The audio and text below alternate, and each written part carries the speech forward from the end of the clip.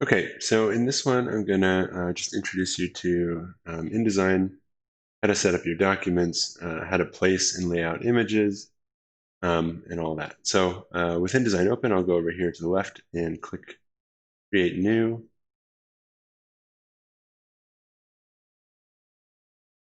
And then inside this menu, there's a couple of buttons up here at the top. You'll see that there's a section called Print, and a section called Web, and even a mobile one. So if you look at Web, for example, it's gonna be a whole sorts of different dimensions that are kind of designed for screens, basically. So different resolutions based on the size of a screen. That kind of makes more sense for digital formatted stuff. But for printing and presentation, we're going to go to print, and you'll see that it'll measure the document size by units other than pixels. So we can go ahead on the right-hand side to where it says units, change into inches. And then over here, we'll define the dimensions of our page. So if we go to 17 by 11, okay. And then down here, we can change the number of pages. We'll start with maybe 3. I'm going to uncheck where it says facing pages. That basically, like if you're doing like a booklet and you want to have 2 sides of like the booklet kind of side by side, that's what facing pages is. So we'll leave that alone. We can also edit the margins here. Generally speaking, you don't want to go, if you are actually printing the document, you don't want to go less than 1/4 inch, at least if you're using like a normal desktop printer. Anyway, so we'll leave our margins at 1/2 inch for right now. Then I'll go ahead and click Create. So here we are in the document. So you can use Alt and scroll up and down to zoom in and out. In InDesign, like in Photoshop, I'm using the Essentials workspace, so most of the tools you see will open and close with that option. And you can see on the right-hand side here, I have a panel called Pages, and you can see each of my individual pages here. So what I want to do first is just talk a little bit about how to set up what's called a master spread. So, I have individual pages in here, and you can see they're kind of laid out like that in my workspace. But then above there in my pages panel, I have something called a master. And by default, I have an A master, and you can see there's a little A on each one of these pages, and it's telling me A master is applied. And basically, a master page is like I can add some information to a single page, and then it will show up on any page in my document to which that master is applied. In other words, if I wanted to enter page numbers, I could do it on my master page, and then it would automatically fill on each page without me having to go and type each page number.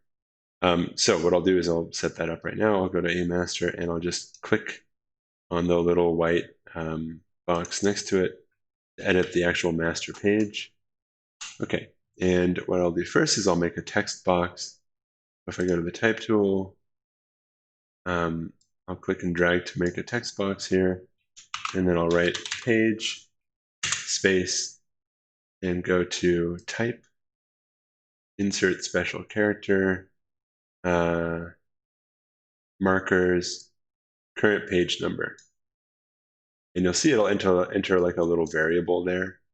So it just says A on here because this is the master spread. But if I go back to my first page, my second page, my third page, it automatically fills that value based on what page I'm looking at. So I'll go back to the master just by double clicking on it. So in here, once I select that object, I can edit the text justification. I think if I wanted to edit it to the left or to the right, I could go back to the text tool, or the type tool, I should say. And I can go right or left justification. And then you can choose top, middle, or bottom justification for the text box itself. The other thing I'll do is I'll go back to the type tool, and I think, and I'll just change the font here. So I'll select the font inside my text box. Up at the top, we'll see there's a character where I can select the font. So you can select whatever you want. Arial is a good standard font. Anything that's legible. We can change the size a little bit here. And then, there's a whole bunch of other options, which we'll probably cover at a later point in the summer. But there's a whole bunch of other options for editing kind of the text and its appearance. But anyway, so we set up a page number there, and then I'm going to go ahead and just write some kind of basic document information. I'll make another text box, kind of snap it to my margins there. I'll put my name,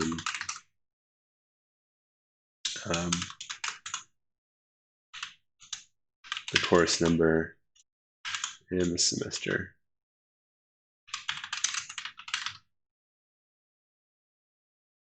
Oh, and the assignment. Okay. Once again, I will make that Arial. Actually, I kind of want to make these smaller, to be honest. They're less obtrusive. I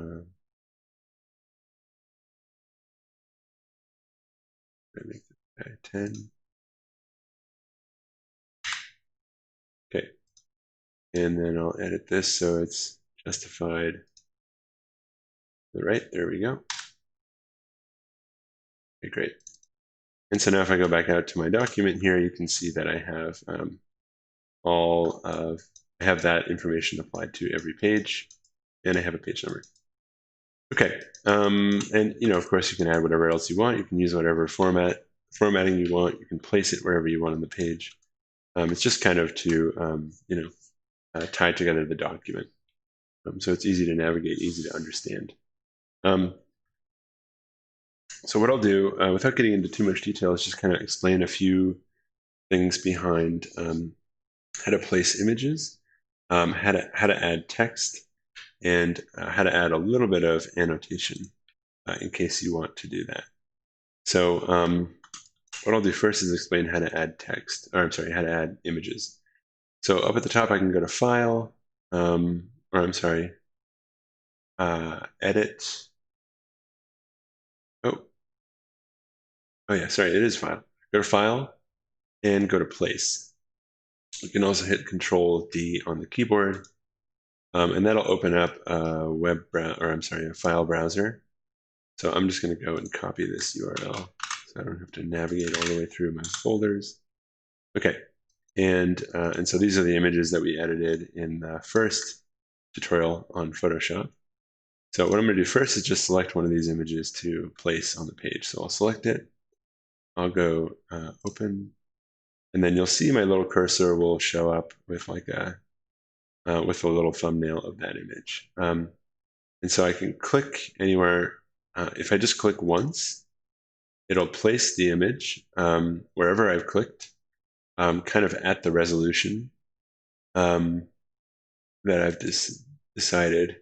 And if I look at it'll do it based on the resolution of the image itself. So if I go over here to my info panel, if you don't have an info panel, you can go to Window and hit Info right here. And by the way, these toolbars, you can double click and kind of expand them, have more options, less options. You'll find when you have a bunch of panels open, they'll kind of self-collapse and cover each other up sometimes. So if I just double click there, I can actually see when I have this image selected, there's the actual PPI, pixels per inch, and the effective PPI. So if you remember when we edited this in Photoshop, we changed it to 300 dpi, and we changed it to about 8 inches by 8 inches. And so when we clicked on the page, it automatically entered it at that size. However, and you can see, so the PPI of the image is 300. If I were to adjust this, now you can see that the image is still 300, but the effective PPI, because I've scaled it to larger than the resolution we set in Photoshop, it's now 248, so it's gotten lower. The resolution's decreased because we've made that image bigger and kind of spread the pixels out over a larger space. Let me just go back to where I had my thumbnail. So I can click and just kind of place images based on the resolution that they are, I can also click and drag and kind of size it as I place it. And so as I'm doing that, you can see it's remaining proportional to the original size of the image, which is what I want. So I'll just let go when I'm ready. And again, you can see now it's showing me the resolution of the image and the resolution on the page. Okay, so InDesign uses a thing called a cropping. Actually, I forget what it's called, but it's kind of a cropping window. So when I select any image, you'll see there will be a blue outline that appears. And when I just click and drag that outline, what happens is it actually crops my image. So that's kind of like a cropping boundary. And you'll see I can extend it out past where my image is, and I can extend it to within where my image is. And if I wanted to bring it back to the edge of my image, I can double click on the grips, just like that, and kind of snap it back to my original image. Now, if I wanted to edit the size of the image itself, but not the cropping boundary, what I want to do is double click inside here. And you can see that my selection has turned to this kind of brown color. And so now when I select click and drag, I'm actually editing the image. Now, you'll see I just distorted the image by doing that right there. So as I click and drag, I can also hold Shift. And like when I placed the image, that locked the proportions of the image in place. So now as I adjust, I'm not distorting it, messing up the ratio of width to height. And if I click and drag and hold Alt, then I can kind of scale it around the center of the image rather than around one of the corners or the opposite corner of the image. So there we can scale up the image. Now, if I want to adjust both at the same time, the cropping boundary and the image, I can hit Control-Shift on the keyboard, click and drag, and then I'll adjust both the cropping boundary and the image itself. Just like that. Okay, so the other thing that I would recommend doing is just to kind of choose to use a certain layout. And what I mean by that is, let's say we do like a kind of 2/3 division of our page here. So I'm going to go back to my master spread up here, my master page, and I'm going to add some boundaries. So I'll click in there, and I'll click and drag from the ruler over, and I'll go to about 12 inches there. There we go. And because I've applied that to my master, it'll show up on every page. And I won't accidentally move it. The other thing, I could bring a horizontal line, 5.5 right there. Okay. And so, I mean, it doesn't really matter all that much what you do. It's just a good idea to kind of like choose a layout and stick with it, basically. So, you can divide up the page in a certain way, and you can certainly use different layouts on different pages, but you just want to kind of keep your information organized, and you want to add a little bit of kind of hierarchy between things. So let's say, for example, I don't really have any other images, but let's just pull some other stuff in here. So if you remember the Photoshop tutorial, I also used a PNG. I also saved my image out as a PNG, so I'll show you what that does right here. So I can actually select multiple images and bring them in at the same time. And so I can also place images by dragging, clicking and dragging. And you'll see what's happening now is it's showing me a thumbnail of the first image that I had selected from the folder there. And there's a little text icon that says 2. That means I have 2 images kind of ready to place on the canvas somewhere. So I can go one at a time and kind of place them here. That, and then kind of line them up.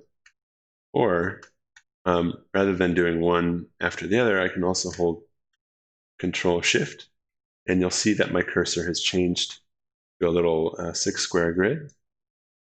And now I'm actually like laying out multiple images at the same time. And what's nice about that is that they're the same size. So especially because these are actually the same image, and we want the sizes to remain kind of proportional. This way I can kind of have them come in at the same size, and as long as I adjust them both at the same time, we can kind of keep them proportional to each other. There we go. And you'll find, that sometimes you'll have to kind of snap the cropping boundary back to make it work properly, but there you go. Okay, so the other thing that you'll notice, it doesn't look too bad with kind of images like this, but you'll notice it really bad with like PDFs or with line drawings. What's happening right now is I'm in what's called a kind of like preview mode or fast preview. So up here at the top, if I go to View and I go to Display Performance, you'll see I have a bunch of different options in here. Fast display, typical display, high quality. So I'm going to leave it on typical because what that means is that my computer will run faster. And you'll notice that when you start to have a bunch of stuff in an InDesign document, it can start to get really slow if you have it on high quality kind of preview.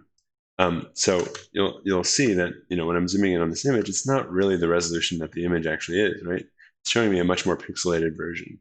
So it's showing me like a lower quality version of my layout right now, just so that my computer will run smoother. Now, if I want to check what my image will look like without or with full quality and without these kind of blue outlines and without the guides and stuff like that, I can use, what I like to do is I use Overprint Preview. So I go to View, click on Overprint Preview. You can see that the outlines have now disappeared. And you can see that when I zoom in on my image, it's full size. And maybe you can already tell that my computer is having a harder time zooming in and out and stuff like that. So that kind of gives us a better sense of how our layout is looking when we look at it full quality without those extra boundaries. There is a way, I'm not going to remember it now, but there is a way to get rid of the margins and stuff like that. I just can't remember what it is, but we'll cover that at a later point.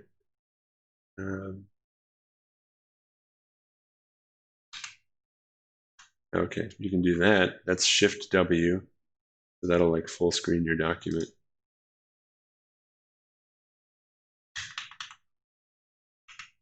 So that gets rid of it. That's one way to do it. Just hit Escape to get out of that. Okay, anyway. Then I'll go back to continue editing. I'll go back, uncheck Overprint Preview, and then I can kind of just continue to work more quickly. So just to explain a couple of other things, we probably want to add like a title for each image. We want to add some descriptive text. So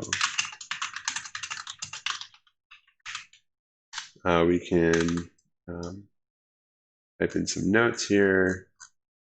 Once again, as you're laying things out, what you want to kind of be mindful of is that the way that you associate type and image just is consistent kind of between one image and another.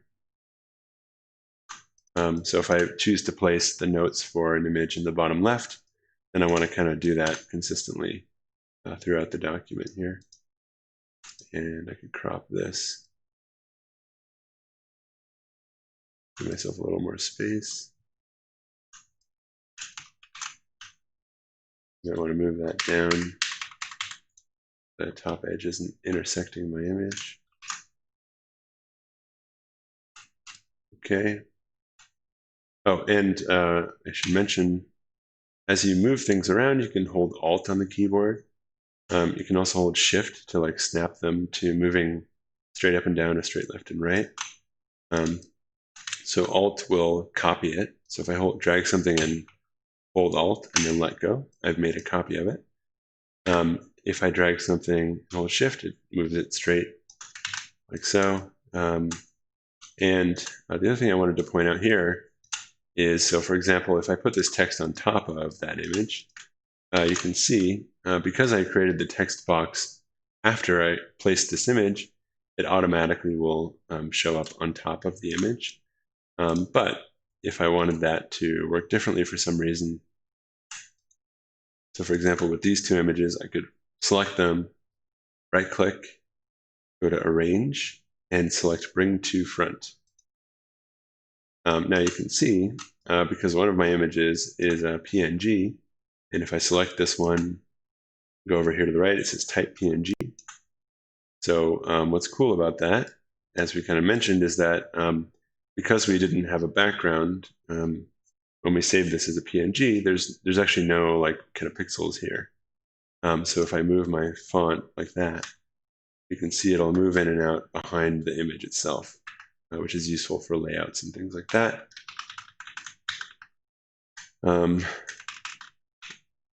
Okay. And then this image, because my background is white, you can see it's actually like hiding the text because I've put the text now behind the image itself. Okay, so we could select those and send them to the back again, so that our font comes out on top. There we go. Okay, and then the last thing I want to point out in terms of images is just that if I select an image, you'll see that InDesign has something called a link. So I want to make sure my links panel is open. You can go to Window and Links, make sure it's visible there. So when I place an image in InDesign, it won't actually put it in the InDesign file. What I mean by that is when I save this InDesign file, so I could save this as an InDesign document. I'll call this presentation.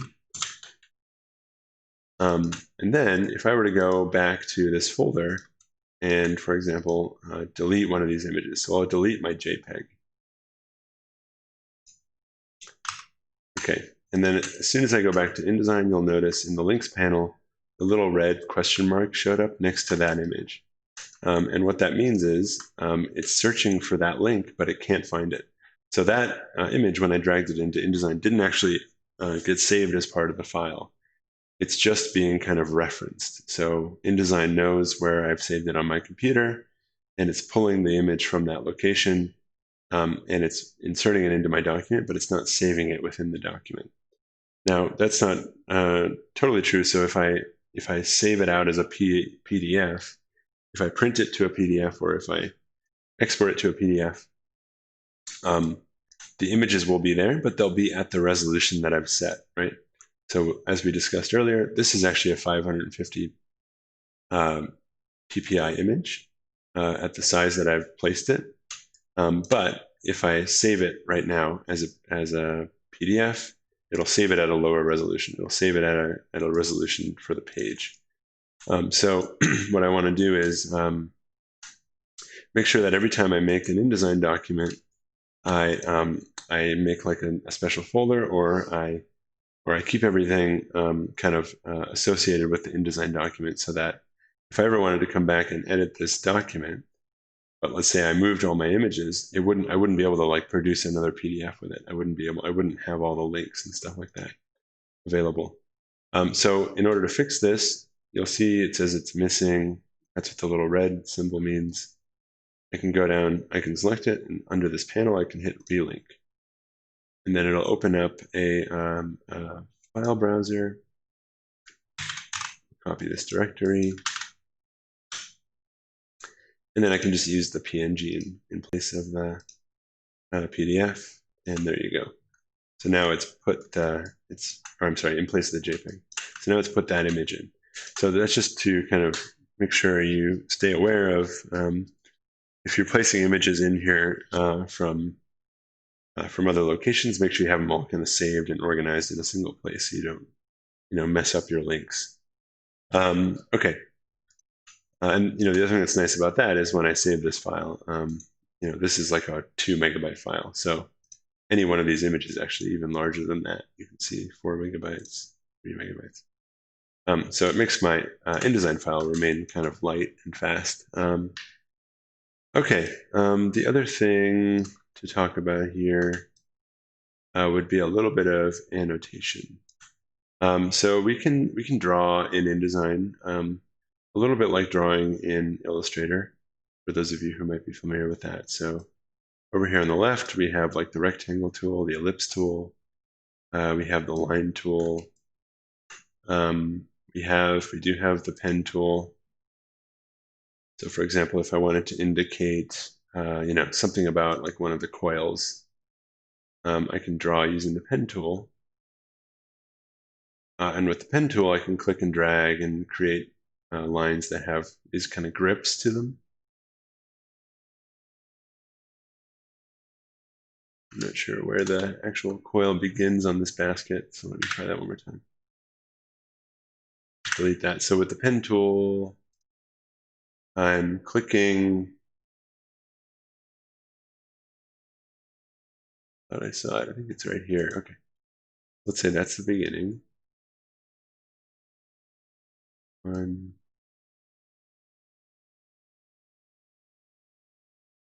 I can go back and edit this later. Edit these grips and stuff like that. So for example, if I'm trying to diagram this kind of coiling action, so I've drawn with the pen tool here. Now you'll see I have two ways of selecting an object. Also, just like in Illustrator, I have what's called the selection tool and the direct selection tool. And so this line, for example, if I use the select tool, I can scale it up and down. I can move it around. I can change the proportions of it overall, but I can't go back and actually edit those grips that I just drew when I was using the pen tool. If I wanted to edit the grips themselves, I would have to go back and use the direct selection tool. So with the direct selection tool, I can click on a single anchor point. Oops. Zoom in here. And I can move it independently of the rest of the, make sure I'm not preview, there we go. And so I can edit the grips and I make that edge look more appropriate there.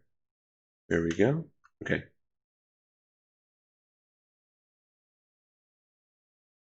So yeah, anytime you want to edit an anchor point, you just click it. The anchors should show up there, and you can kind of click and drag them around. Okay, so that is an object that's called a vector object. So if you're not familiar with Adobe, basically Photoshop uses what's called raster, and that just means there's pixels. So if we zoom way in, we can see each little individual square is a pixel that represents a color, a different color. And so the all the pixels together kind of create a digital image. In Illustrator, we draw not using raster, but using vector. Basically, that means we use paths. We use paths and we use shapes. So like when I draw a rectangle, for example, you can see that there's a black outline that shows the rectangle. But if I zoom in, you can also see there's a blue line that's kind of in the center of the black line. And that's the actual path that defines, or the vector that defines that shape. And so the same thing is true of the pen tool when I draw something using the pen tool. And basically, when I draw these types of objects, I have two ways of, well, I have several ways, but two main ways of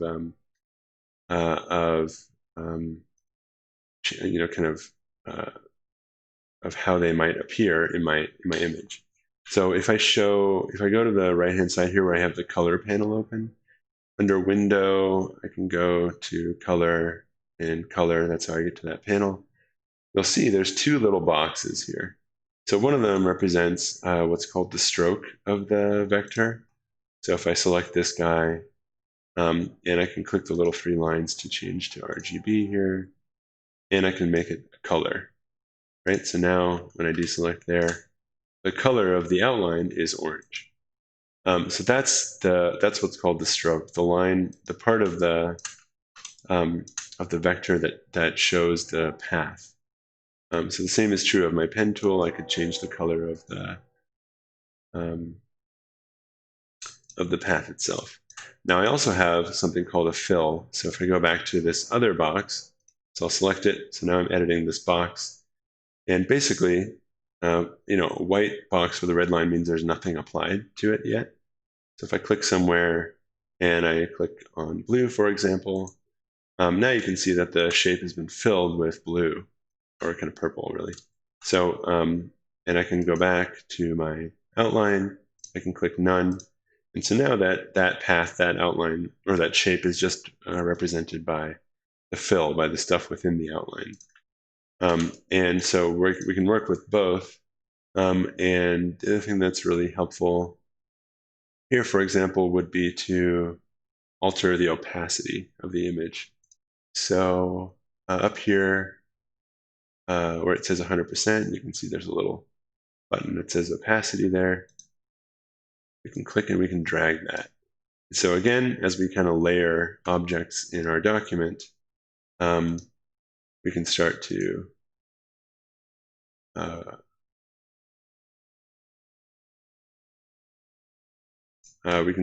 overlay them and use them, with transparency or opacity, to layer them together and things like that.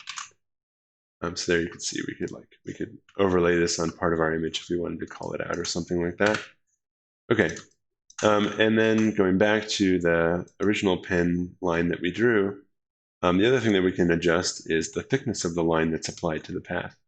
And so to do that, we want to use something called the stroke weight. So there's the stroke color, which is just a little outline that follows the path. And then there's the weight. So down here where it says stroke, and I think if you go to Window, Stroke, that's where you get that options panel. We can double click it to expand it here. You can see I have a whole bunch of different options. Oops, I didn't mean to change the color there. Okay, so first of all, I can change the weight. So as I make that number larger, you'll see the thickness of the line goes up. As I make it smaller, the thickness of the line goes down, et cetera, et cetera. I can also click and type in my own number. I wanted to do something more specific. And I can change, so if I zoom way in here, because this line is being drawn based on a path, I also have to make a decision about what the ends of the path, what the ends of the stroke should look like. So I can change them to little circles or half circles at the ends, or I can extend them past the end of the line, or cut them off at the end of the line, which will be important when you're kind of drawing with multiple lines and making the ends look good, making the corners look good. You can see there's a couple options for the corners, et cetera, et cetera. And then down here, we also have the option to apply a type, which is how we would create a dashed line, for example. If I wanted to, so there's my dashed line. I could also apply a dotted line. Kind of okay. Tighter dots.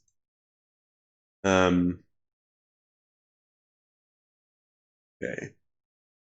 And there's a lot of different patterns we can use here, and I'm sure you can define your own as well.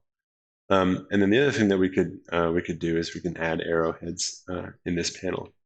So down here where it says Start End, I can click, and there's a whole bunch of different things. So if I wanted to associate one image with another, I could maybe use like one of these little dot lines to say this location represents that location on another image. Or I can add a little arrowhead. I don't like that one actually. Okay, and what I meant to do was apply it to this end, so I can just click that, swap it to the other end, and then I can scale it proportional to the stroke weight of the whole line. So 200%. You can see the arrow starts to get bigger, but also as we scale our line, the arrow will remain proportional to the thickness of the line. I actually want this to be a little smaller. Okay. So there you have it. That's how you create kind of annotation or symbols and graphics and stuff like that. So that's just a kind of general introduction. I would also recommend you include, some descriptive text in here. So, I can add larger text boxes. It probably wouldn't make sense to actually have duplicates of something. We could add larger text boxes. and kind of enter some description about our object or about what we're trying to show in each of the images and so on and so forth. And then, just also, kind of be mindful of how many pages you use. In general, you just want to have the images be large enough that they're really legible, not too much stuff on one page that starts to feel cluttered, and make sure to leave kind of enough space between things that we can clearly understand. This text box pertains to this image, or this title pertains to the overall document, or to a specific image, etc. So just kind of be clear about where you place things and how you associate them graphically. And we'll talk a little bit more about kind of putting together presentation documents later. All right, so that will conclude this tutorial. I will sign off.